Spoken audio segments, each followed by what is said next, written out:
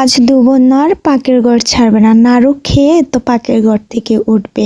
আসসালামু আলাইকুম এভরিওয়ান, সবাই কেমন আছেন? আজকে নিহানিশা নারকেল আর কি খাচ্ছিল, তো ওর দাদা নারকেল ছিলিয়ে দিয়েছিল। ছিলে দেওয়ার পর আর কি নারকেল খাচ্ছিল, তো বলছিল যে আম্মু নাড়ু খাবো। তো আমিও ভাবলাম যে অর্ধেকটা নারকেল দিয়ে কি আর নাড়ু হবে। তো নিহানিশা আর কি বলছিল, নিহা বলছিল যে আম্মু অর্ধেকটা খেয়ে ফেলছে আর অর্ধেকটা দিয়ে বানিয়ে দাও। তো কি আর করার, মা যেহেতু হয়েছে, বাচ্চা কিছু চাইলে যতটুকুই সামর্থ্যে থাক, চোখের সামনে থাক, তখন সেটা করে দিতেই হবে। আর বাচ্চারা এমনই হয়, দেখা যায় যে পরের কথা বললে আর তারা মানে না, যে পরে করে দেব। তো যেরকম বলেছে সেরকম ভাবে আর কি আমি চেষ্টা করছি যে করে দেওয়ার জন্য। তো আমি বিকেলের রান্না বান্নাটা করে নিচ্ছি, তো ভাবছি যে বিকেলে রান্না করে তারপরে একেবারে নাড়ুর কাছে হাত দেবো। আর দাদু বলছিল যেন নাড়ুটা একটু দানা দানা থাকে, তাহলে নাকি খেতে একটু ভালো লাগবে।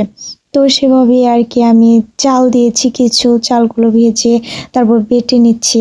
তো নিহানিশা বসে আছে যে না আজকে নাড়ু খেয়ে তারপরে একেবারে ঘরে যাবে। তো আমিও আর কি চিন্তামুক্ত যে না ওরা চোখের সামনে আছে। দেখা যায় অনেক সময় বাইরে খেলাধুলা করতে করতে ব্যথা পেয়ে যায়, যেহেতু দুজন ওরা খেলার সময় তো আর শুধু দুজন খেলাধুলা করে না, আরও অনেক বাচ্চারা খেলাধুলা করে। অনেক সময় দেখা যায় যে সন্ধ্যার পরেও খেলাধুলা করে উঠানে। তো সেই দিক থেকে আর কি একটু চিন্তামুক্ত যে থাক, এখানে আমি কি করছি সেগুলো আর কি দেখবে, শিখবে আর বসে থাকবে। তো দুই মেয়ে আর কি বলছিল যে আম্মু তুমি কি কি করো, আমরা শিখবো। তো সন্ধ্যাটা একদম ঘনিয়ে এসেছে, আমি রান্না শেষ করে সব গুছিয়ে নিয়েছি নাড়ু বানানোর জন্য। আর নিহানিশা তো একদম ভদ্র মেয়ের মতো বসে আছে। ওরা দুজন আর কি দুষ্টুমি করতেছে। আর আমি ওদের বলেছিলাম যে আমি আজকে হাত মুখ ধুয়ে দিতে পারবো না, তোমরা নিজেরা হাত মুখটা ধুয়ে নাও। তো সুন্দর করে দুজন হাত মুখ ধুয়ে তারপরে এসে বসে আছে। তো আমি আর কি নাড়ুগুলা বানিয়ে তারপর ওদেরকে খেতে দেব, সে আশায় ওরা যে কীরকম পাগলামো করছে সেটা কি আর বলবো।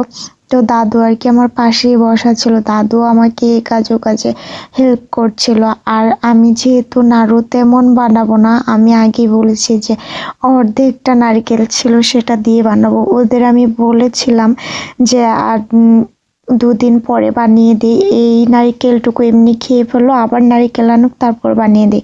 কিন্তু না, ওরা এইটুকু দিয়ে হাতের কাছের মাত্র কয়েকটা উপকরণ দিয়ে নাড়ুগুলা বানিয়েছিলাম। আর খুব কম সময়ে জলদি করে বানিয়ে মেয়েদেরকে খেতে দিয়েছিলাম, কারণ ছোট বাচ্চারা কিছু আবদার করলে ছোট্ট তাড়াতাড়ি পারা যায়, সেটা করে দেওয়াই মঙ্গল। আর নয়তো একদম পাগল বানিয়ে ফেলে দেয়।